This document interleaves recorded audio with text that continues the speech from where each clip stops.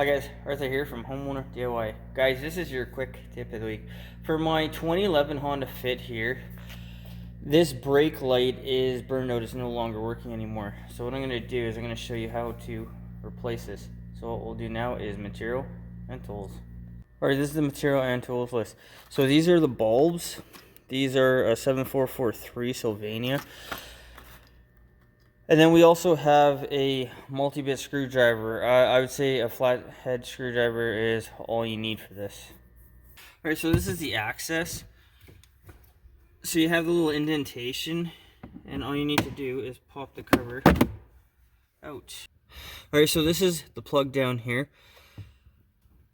So turn it to the left, and that will pop the bracket out of the light housing. Okay, so this is the bulb. Alright, so we'll take the bulb out. It just slides out. Now, you don't need to use gloves. The reason I'm using gloves is because I've had the glass from a bulb break, and I had shards of glass go into my finger. But with the old bulb removed, I'll now install the new one. Alright, so we'll take our new bulb. It doesn't matter which way that you put it on. Slide it back in. I've already tested it, it works, so what I'm going to do is I'm going to just put it back inside and give it a spin.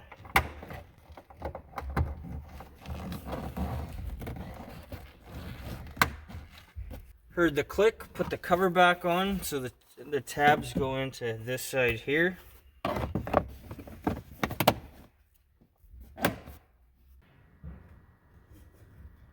And once again, it works. So when it comes to a 2011 Honda Fit, that is all that you need to do to replace a rear brake bulb. Guys, that is your quick tip of the week.